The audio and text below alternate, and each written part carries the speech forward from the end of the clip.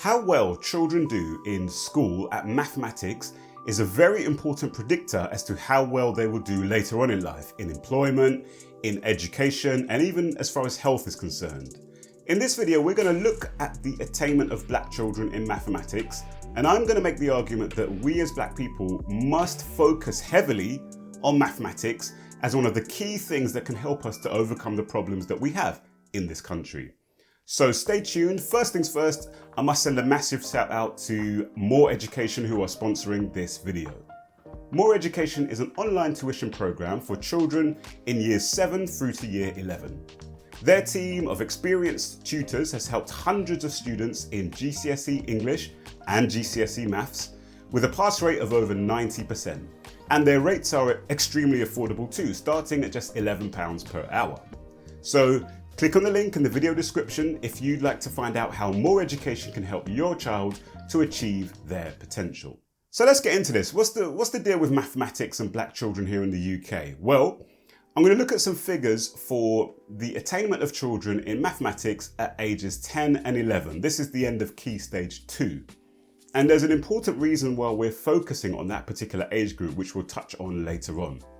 But first, let's have a look at some data here from the academic year 2022 and 2023. So this is very recent data. And as you can see here, it shows you the school results for children who are 10 to 11 years old in maths. The grey bar shows you the percentage of children in each of those ethnic groups getting the expected math standard, and the percentage of children who are getting the higher math standard is represented by the yellow bar. And you'll be able to find all this data at my Substack, which is eliwananda.substack.com, or you can go to the website eliwananda.com. So I'm not going to go in meticulous detail through this because we're going to look at 2 or 3 of these, but just to pull out some of the key things I want to focus on. First of all, the pattern is very similar. You've got Chinese and Indian highest achieving, Irish traveller, Gypsy, Roma lowest achieving, with Black Caribbean kind of, lowest achieving out of the major ethnic groups. And if you look at the percentage of those pupils in each of those ethnicity groups getting the expected math standard, yes, the Chinese are up there at 94% of them, Indians at 87%. Then you've got really most of the rest of the groups are clustered between kind of 70 and 80% really of them. So there's not a huge amount of change. You've got, Black Africans, focus on the black ethnicity. You've got Black African there, 76% of them meet the expected standard. Black Other, 70%. And then you do have a bit of a drop down there to Black Caribbean, where 63% of them are meeting the expected standard. So yeah, there are some disparities there. We want to get ourselves up there alongside where the Chinese, at least where the Indians are, and trying to get up there where the Chinese are, as far as meeting the expected standard. But when you look at the percentage meeting the higher math standard, this is where you see the real disparities there. 63% of Chinese children meet the higher math standard at 10 or 11 years old, compared to 47% of Indian, 40% of Asian Other. Then again, you've got a bit of a clustering there. Several ethnic groups there, around about 30% there or thereabouts, are getting the higher math standard. So that's Bangladeshi, White Irish, White Other. Then you've got Black African, where 1 in 4, so 24% of them, and Pakistani, 26% of them are getting the higher math standard. Then there's a drop down. White British are, quite close to the bottom of the attainment. 1 in 5 of them got the 1 in 5 of them, and also 1 in 5 of Black Other pupils categorized as Black Other got the higher math standard. And then unfortunately, you've got close to the bottom there, around about 1 in 6 of Black Caribbean and white and then mixed race white and Black Caribbean pupils got the higher math standard. What I'm going to do, let's have a look at the same chart, but for reading and writing. And hopefully I'll be able to show you that the disparities when it comes to the higher attainment, because for me, the difference is meeting the expected standard, that's just expected. That should be 100% for all student groups. But I think the key difference is when you're meeting the higher standard. And look at reading first of all. Again, this is for the same academic year, children aged 10 to 11 year old children in 2023. And look at the percentage of pupils meeting the expected reading standard. It's about the same, isn't it? Most of the groups are pretty much clustered between around about 80% and again 70% there or thereabouts. You'll see that there's not much difference. The lowest achieving of the major ethnic groups of Black Caribbean was 67% meeting the expected standard, but that's not that much lower than the highest achieving, which is 80%. And then similar with the higher reading standard, again, not that much difference between the two. The highest achieving ones are around about 40%, the lowest achieving of the major ethnic groups around 20%. It's about half the attainment for Black Caribbean and mixed white and Black Caribbean compared to the highest achieving. So nowhere near as big as the disparities between the higher maths grade that we saw. And then similarly, when you look at the writing standards, again, when it comes to meeting the expected standard, most of the ethnic groups are very closely clustered together between around about 70 and 80% of them meeting the expected standard. And then even with the higher writing standard, not a huge difference. I mean, unfortunately, the Black Caribbean, Black other and mixed white and Black Caribbeans are there at the bottom, but they're not, they're kind of clustered quite closely together with white other, white British, Pakistani, and then white and Black African. Then there is a bit of a jump up, but it's not like 2-3 times more likely. Those other higher, the other ethnic groups going up towards Indian, Black African, white Irish and so forth, you're looking at around about 1 in 5 of them meeting the higher math standard compared to 1 in 10 of the Black Caribbean. So there is a difference, but my basic argument here is that the key driver for the educational disparities at that age, 10 to 11 years old, the key driver of the disparities is in mathematics.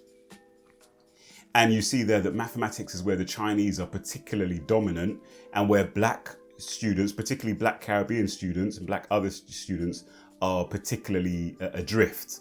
The percentage of, just to underscore this, the percentage of Black Caribbean students who got the higher math standard at age 11 is about, 4 times lower than the percentage of Chinese students who got the higher math standard. And it's about 3 times lower than the percentage of Indian, Asian other and so forth. Why am I saying this matters? Why does maths matter? I said on the top of the video that it's an important predictor. How children do at mathematics at school is an important predictor of how they're going to do later on in life. And I'm going to back this claim up with some snippets from this study. This is a policy briefing from the Centre for Longitudinal Studies at the University College London, UCL, so one of the top-notch Russell Group universities. And this paper is all about the importance of maths, and it's evidence from the CLS, which is the Centre for Longitudinal Studies cohort study. So a longitudinal study is a study where you get a big group of people and you note down characteristics about them that you're interested in. So you might look at their sex, their ethnicity, where they live in the country, what their socioeconomic standing is, all that sort of stuff, their health status at that point in time. And then you just follow them. Every 5 years or every 2 years or whatever, you meet up with them again and you ask them, okay, what's been going on in your life? And you'll track their socioeconomic status, their educational outcomes, their health outcomes, their, whatever it might be, what else? Financial income and, household income, household status, how the household has changed, all those kinds of things. And the beauty of these kinds of studies is that over a long period of time, you've got a very large number of people. So in this case, this particular research briefing looks at these 4 key cohort studies, which are a type of longitudinal studies, another name for a longitudinal study. It looks at starting from 1958, there's the National Child Development Study, which looked at 17,000 people born in that year and followed them every several years. The 1970 British Cohort Study, another 16,000. The Next Step Study, another 15,000 born in 1989, 1990. And then the most recent cohort are those who were born at the millennium, 2000, 2001, and that's 18,000 people, children, babies who were born in that year. And this study this research briefing or policy briefing is based on studies on those longitudinal studies. So my basic point is very, very robust data showing the correlation. And this is what it finds here. Under the question, do math skills predict later life outcomes, we read, research from the British cohort studies shows that math skills measured at a variety of ages in childhood are strongly associated with later life outcomes, and in many cases, more strongly associated than other skills. For example, a study using different data sources, including the 1970 birth cohort, found that both early reading and math skills were significant predictors of later educational attainment, but the effect was more than 50% larger for maths. Of all the skills and family background measures considered, early math skills were the strongest predictors of later maths and reading attainment. Continuing, math skills also have lasting effects on adult outcomes. Compared to the benefit of attaining a good pass, which is a C rather than a D, in English at GCSE, attaining a good pass in maths at GCSE was associated with a higher probability of gaining a university degree, 6.2% versus 5.4%. And by the way, that's what's that? That's about 15% difference if you look at the percentage difference between those percentages. And a lower likelihood of being not in education, employment or training, which is called NEET, at age 26, in a study using the Next Steps cohort born in 1989-1990. Continuing, similarly, among those who stayed on after the end of compulsory schooling to study A-levels, those who studied maths or a computing subject earned around 10% more in their early 30s compared to those who did not, while no other A-level subject was associated with a wage premium, according to studies based on the 1958 and 1970 cohorts. And that's very interesting that when they looked at the A-levels that people did from those two birth cohorts, again, you're talking about 30,000 children looking at, those who did either maths or computing subjects had a 10% wage premium and no other subjects brought a wage premium. And I just want to say, 10% might not sound like much, but 10% compounded over time translates into a huge amount. If you're getting 10% more salary, than the next person, that 10%, if you're putting that 10%, for example, into assets that appreciate, into whatever it might be, stocks and shares or Bitcoin or whatever, land, property, and that sort of stuff, that will compound over time. So it's not just, 10% forever, I'm just getting this person's just getting 10% more than that person.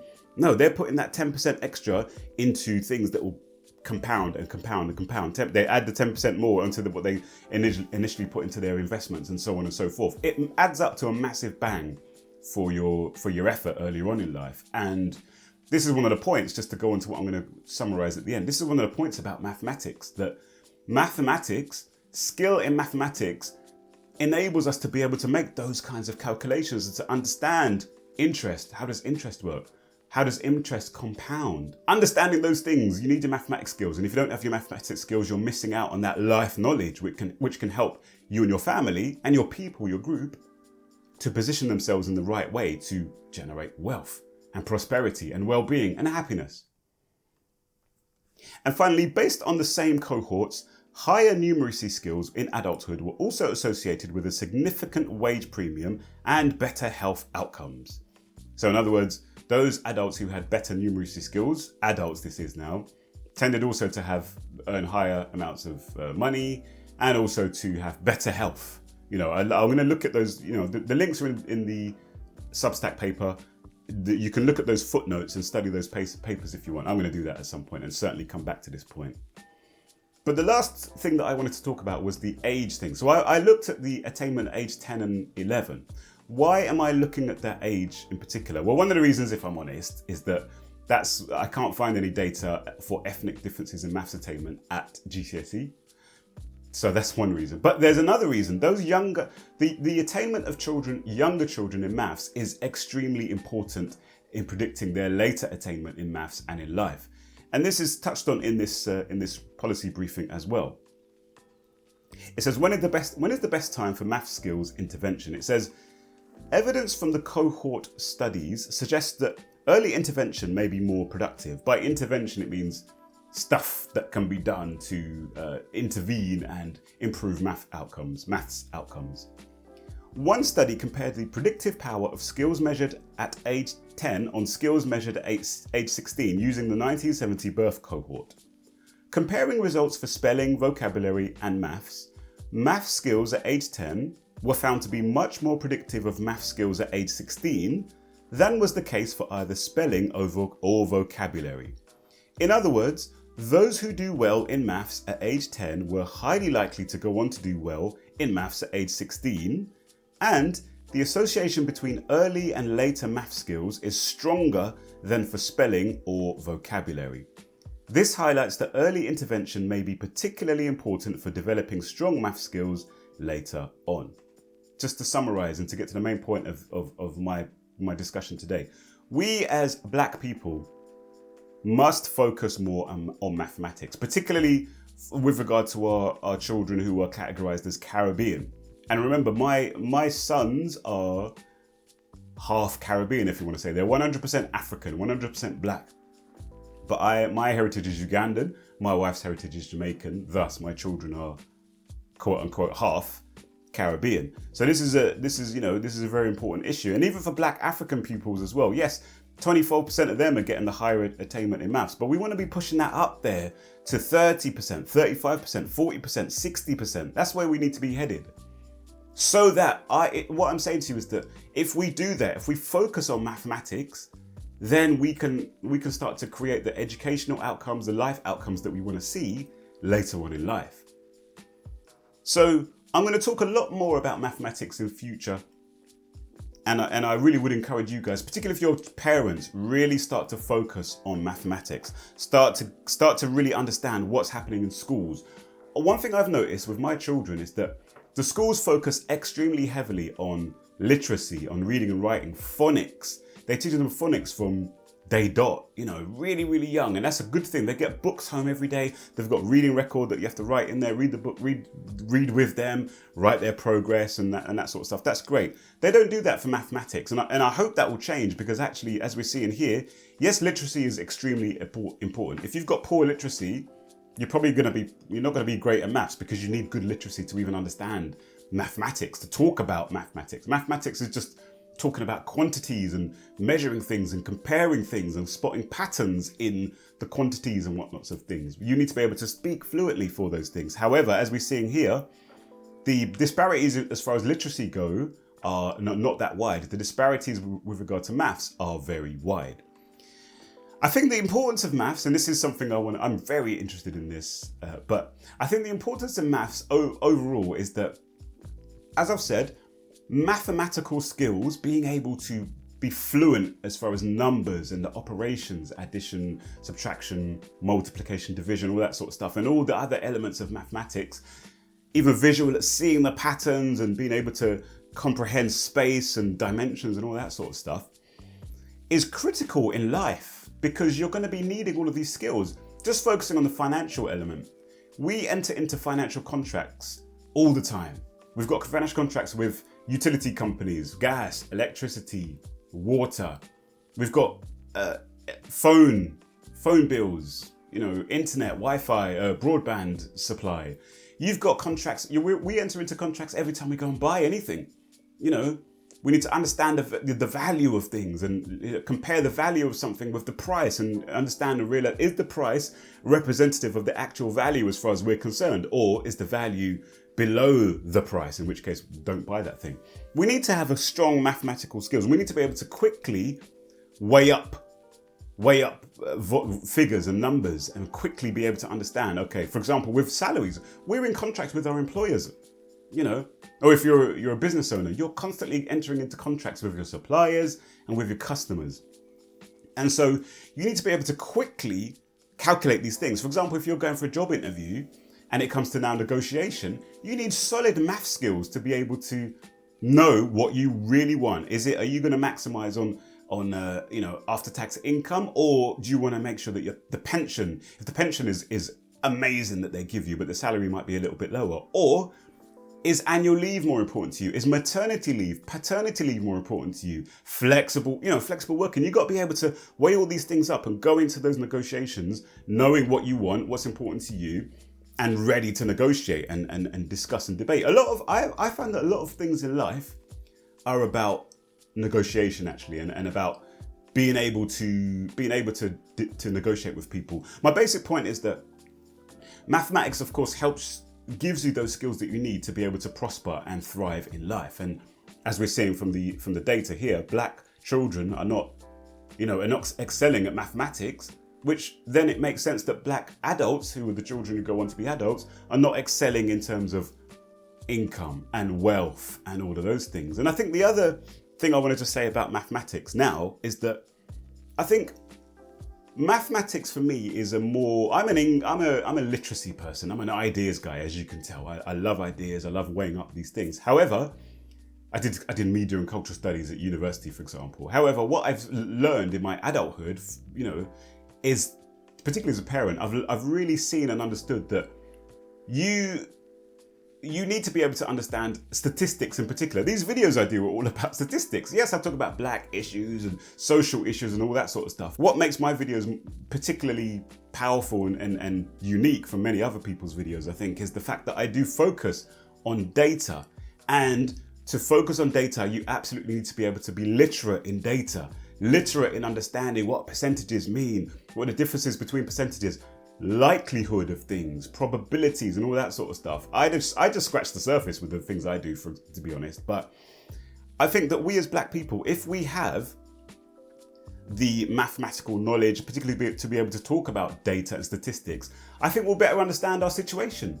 We'll understand what actually is happening with us as black people in this country, and we'll be able to, the other thing as well, we'll be able to come up with the best solutions for these problems, because mathematics is all about really, and you could say one of the things that mathematics is all about. Yes, it's about spotting patterns, but it's also about problem solving, isn't it? It's about working out solutions to problems. And as I'm teaching my children, getting more into maths with my children, I'm realizing that there are many different ways to skin a cat, to use that phrase, which is a weird phrase, isn't it? But addition, there's many different ways to do addition. You could, or subtraction or whatever. You can add the tens first and then add the ones, or you can add the ones first, in a column, you carry the one over there if you need to, all that, break a 10, all that sort of stuff. There are many different ways of doing it, and it's quite fun. There are also, loads, one sum, 28 plus 43, that's one calculation, one sum, if you like. I don't know what the word is, but you need to do many different calculations in there, many different operations. You have to add that, move that over there, regroup the numbers, all that sort of stuff. And I think that the thing with maths is that it helps to build up that logical thinking, that sequential thinking, those parts of our brain. Remember in my previous video, I talked about how at a young age, the things that children experience fire up those synapses in their brains, in between their neurons, and strengthens those bonds, strengthens those connections in the neural circuitry. And I think that if children are trained in mathematics at a young age, it trains them up in that logical thinking, that critical thinking, that sequential thinking, which then they can employ in their own lives, in different ways, not just in numbers, not just with the finances and money and all that sort of stuff, but I would say just in thinking logically about everything, thinking logically about your partner, picking a partner, thinking logically about what's the best thing to do here, with regard to this particular situation I'm in the playground or in the streets or whatever, jobs, what kind of work do I want to go into? What's the best, I just think that basically critical, logical, sequential thinking is one of the deficiencies I think we have as black people in this country. I'll go into that in a future video. Some people have said in the comments that, we don't value critical thinking and children aren't allowed to question adults amongst black people. That I think they're probably getting at something like this, that I don't think that among our families and friend networks, we don't value and we don't prioritize the importance of thinking critically and logically about things. Once we can do that, once we switch things up and start to focus more on mathematics, I believe that all of the skills and the aptitudes and the mindsets that will be developed as a result of doing that. Also, you need a stable home to focus on mathematics. You can't do maths on a whim. You have to be really focused. So if we sort all those things out to now focus on maths attainment and improve our maths attainment, our children's brains will be better wired in such a way to benefit them later on in life. Okay, so that's my point. Mathematics is hugely important. We as black people in the UK must focus more on mathematics. I will be talking more about maths in future videos. I do suggest you check out a brother called Akil Parker, who's doing a lot of videos on I Never Knew, which is probably my favorite YouTube channel, consistently favorite YouTube channel going back years and years now. He's in the USA and he's doing some excellent stuff with regard to getting mathematics on the agenda for us as Black people, and particularly coming from a Pan-African, conscious perspective. And I certainly will be doing my part as well in future videos, particularly trying to get perhaps into like some more practical, practical tips for parents about what kind of materials can we use to, to get children to get more into the mathematics, because I'm absolutely loving it. Whereas before I was doing a lot of reading with my children, now I'm personally, I'm 100% focused on maths. I'm devising lessons for them, getting them back, making sure everyone's sat down and trying to work out how to be a teacher basically at home. Because the schools are not going to focus heavily on maths. They're just going to test your children and then put them in particular sets without necessarily even you really knowing what's going on. So focus on mathematics, my parent brothers and sisters, more so than anything else, I would say so. And I think we'll see the benefits. All right. So that's all for now. Take good care. Thank you for watching. There are other videos that you might find useful as well. There's one here that YouTube will suggest, and there's also one here which I think goes well with this particular video. All right. I look forward to your thoughts, your comments, and peace out.